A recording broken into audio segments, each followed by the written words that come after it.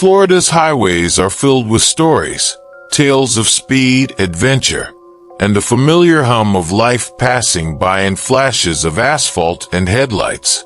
But there's one stretch of road that carries a story unlike any other. It's a story that many dismiss, a tale some call just another urban legend, but to those who've experienced it, the memory never fades. Picture this. It's the dead of night, the air thick and still, with just a faint mist swirling over the ground. You're alone, the only car on the road, your headlights piercing through the darkness as the world beyond them disappears into shadows. The road stretches out before you, endless and quiet, but that silence doesn't feel peaceful. No, it feels heavy, as if the night itself is holding its breath. There's a tension you can't quite explain, a strange, unshakable feeling creeping into your mind. You tell yourself it's nothing, just the mind playing tricks in the quiet. But then, your radio crackles, faint static filling the car. It's subtle at first, just a whisper among the usual hum, and you ignore it until it happens again. Louder this time, almost intentional. The static shifts, jumps, as though someone, or something, is trying to reach you. Suddenly, your hands feel clammy on the wheel, and your heartbeat picks up, matching the rhythm of the static. You glance in the rearview mirror, expecting to see only darkness behind you. But for a split second, you catch something else. A shadow, perhaps. A figure just barely visible, standing by the roadside, caught in the corner of your eye. You tell yourself it's nothing, just a trick of the light. But deep down you know, this road is no ordinary road. This is Florida's I-4 dead zone, a stretch of highway with a history so eerie, so filled with tales of unexplained encounters and chilling whispers, that those who pass through at night seldom do so without feeling that they've brushed against something unearthly. You grip the wheel tighter, your foot easing off the accelerator. But no matter how fast you go, the feeling remains. It's as if the road itself has taken hold, and you are its passenger. Tonight, we unravel the haunted story of the I-4 dead zone. A story that starts like any other. Just another drive in the dark, until it wasn't. What happened to Matt Grayson along this road one September night in 2001 would become part of the legend. His was a journey into the unknown, a crossing into something beyond our understanding. And now you're about to hear it. Before Matt Grayson's drive, before the whispers and shadows, there was a history to this road. This stretch of Interstate 4 might seem like any other highway, but it hides secrets buried long before the first cars rolled across it. To understand what makes the I-4 dead zone so unnerving, we need to step back in time, to when this land was little more than swamp and wilderness. In the late 1800s, a small community of German immigrants settled here, seeking a fresh start. But they found anything but peace. Yellow fever swept through their settlement, claiming lives and leaving only whispers of their presence behind.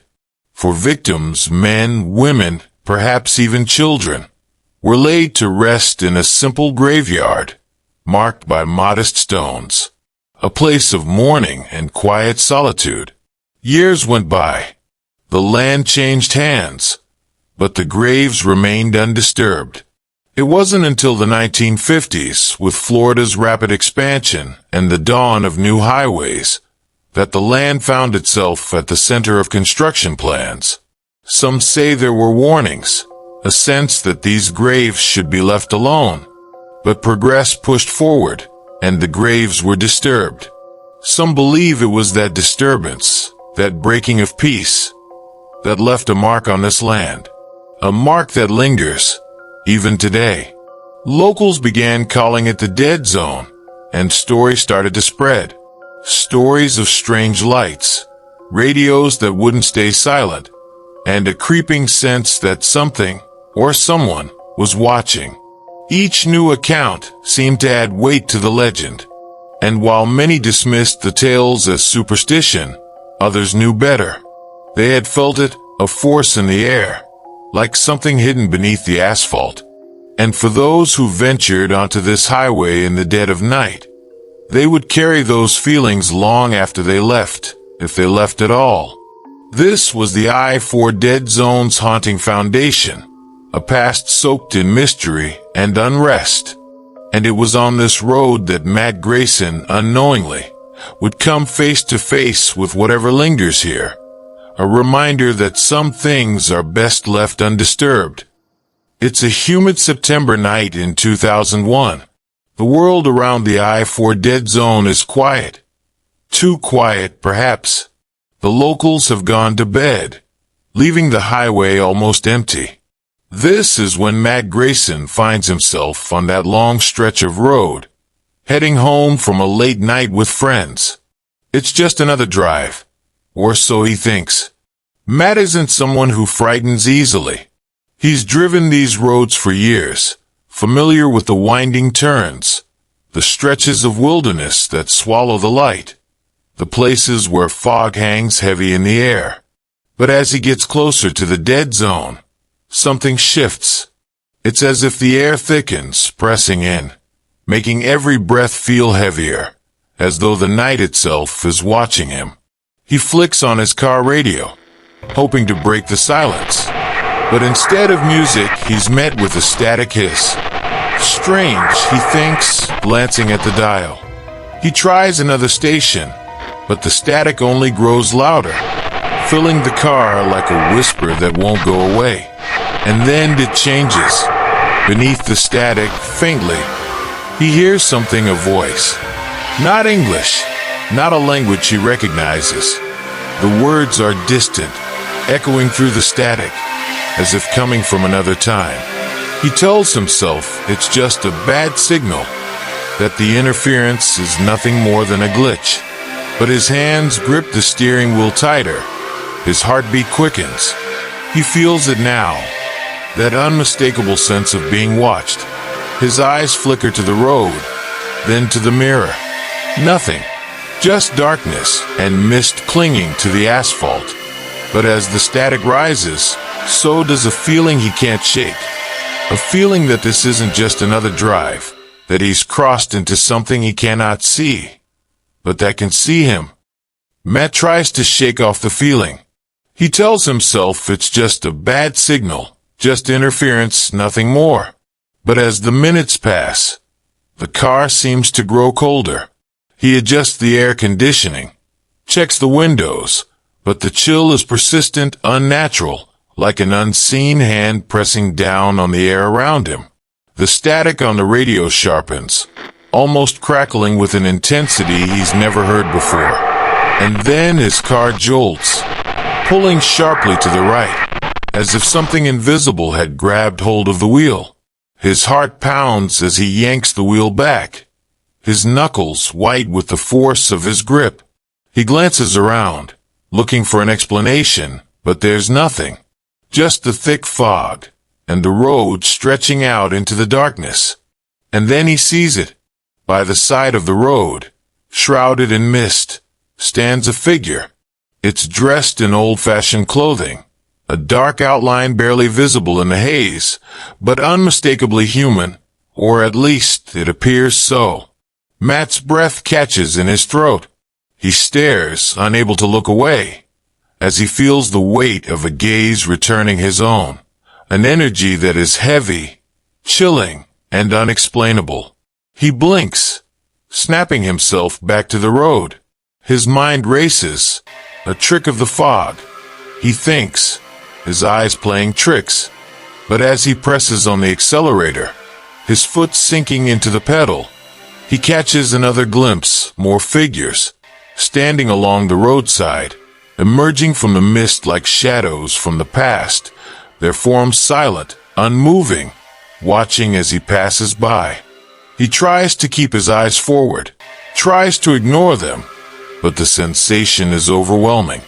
A feeling settles over him, that he's not just being watched, He's being followed. Every nerve in his body screams to keep driving, to leave this place behind.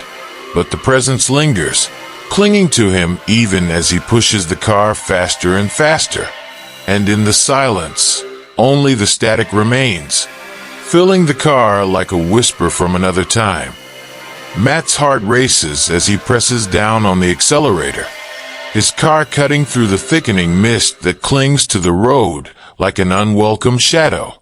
He doesn't look back, can't bring himself to, but the feeling remains, a weight pressing down, as if unseen eyes are still watching, still following, refusing to let him go. The radio crackles, sputtering between static and faint whispers, words in a language he can't place, weaving through the silence. He tries to drown it out, his mind racing, his grip tight on the wheel as his car pushes forward, faster, desperate to leave whatever this is far behind. But the road doesn't seem to end. Every stretch looks the same. Shadows of trees, patches of fog, dark figures that seem to blur past, only visible in his periphery. The car jolts again, almost as if something were holding it back. But Matt pushes on, determined to break free. And then, just as suddenly as it began, the air shifts. The fog begins to lift, thinning as the car passes through, and the radio falls silent. The strange chill fades, replaced by the familiar warmth of the Florida night. He glances in his rearview mirror, half expecting to see shadows, but there's nothing. Only the empty road behind him, stretching back into the dark. He pulls over at the nearest rest stop, hands shaking, pulse racing, struggling to catch his breath. He's safe now, or so he hopes. But the memory of those figures, those whispers, the impossible chill, it stays with him. A reminder of the night he crossed through the I-4 dead zone. In the days that follow, Matt would learn he wasn't the only one. Other drivers, too, had reported eerie encounters on that same stretch of highway. Disturbing stories, similar to his own. Experiences that defied logic, that left a mark on all who passed through. And though many still dismiss the tales as nothing more than myth, there are those who know better, those who have driven through the dead zone and come out changed. Matt's story might have faded with time, just another late-night drive blurred by exhaustion and memory. But his experience wasn't unique. Soon after that night, Matt began hearing whispers of others who had encountered strange phenomena along that same stretch of highway. Truck drivers, late-night travelers, commuters, each had their own version of the dead zone. Some recounted the chilling sensation of an icy hand brushing across their necks as they drove alone. Others spoke of headlights blinking in the mist, only to disappear as if they'd never been there. There were those who claimed their electronics, radios, GPS systems, phones, seemed to lose control, each device crackling, fading, as if swallowed by something beyond the physical world. The story started to spread. Local news stations picked up Matt's account, framing it as an eerie tale of unexplained events on Florida's I-4. And as more and more reports emerged, the legend grew. Some chalked it up to superstition, or the tricks of a weary mind on a lonely road. But there were always those who knew better. Those who had felt that oppressive silence, that unshakable feeling of being watched. Today, the I-4 dead zone is known as one of Florida's most haunted highways. Paranormal investigators travel from across the country, hoping to catch a glimpse of what lies hidden in the mist, drawn by the promise of an encounter with the unknown. But for those who've survived the experience, the memories linger, an unforgettable night when reality and nightmare seem to blend together, leaving behind an unspoken warning. The I-4 dead zone, a place where time, space, and reason seem to twist, where the past, disturbed and restless, meets the present in ways we may never fully understand. And if you find yourself there one night, with the road stretching dark and empty before you, ask yourself, what lies waiting in the mist? The I-4 dead zone has claimed its place in Florida's ghostly lore, a place where history and tragedy intersect with the unknown. It's a reminder that some parts of the past are not so easily forgotten, that some stories are not content to fade with time. For those who've driven through this stretch of road, the experience is unforgettable, a brush with something beyond reason, a glimpse into a world that most of us only dare to imagine. Some say it's just a myth, an illusion brought on by the night and the mind's own tricks. But for those who felt it, for those who've heard the whispers, seen the shadows, it's all too real. So, the next time you find yourself driving along Florida's I-4, especially on a quiet, mist-filled night, remember the stories. Remember Matt Grayson and those who came before him, who ventured into the dead zone and came out changed. Perhaps you'll pass through without a second thought, or maybe you'll feel that chill, hear that static, see a figure just at the edge of the mist. What do you believe? Is the I-4 dead zone a relic of the past, or something that continues to reach out from beyond, reminding us that not everything can be explained? Tell us in the comments below. Have you ever had an experience on the I-4, or anywhere else, that left you wondering? And if you're as captivated by haunted places and mysterious encounters as we are, don't forget to subscribe for more chilling tales from the shadows. Who knows? Maybe our next story will take you somewhere even darker. Until next time, drive carefully, and remember, some roads carry more than just cars.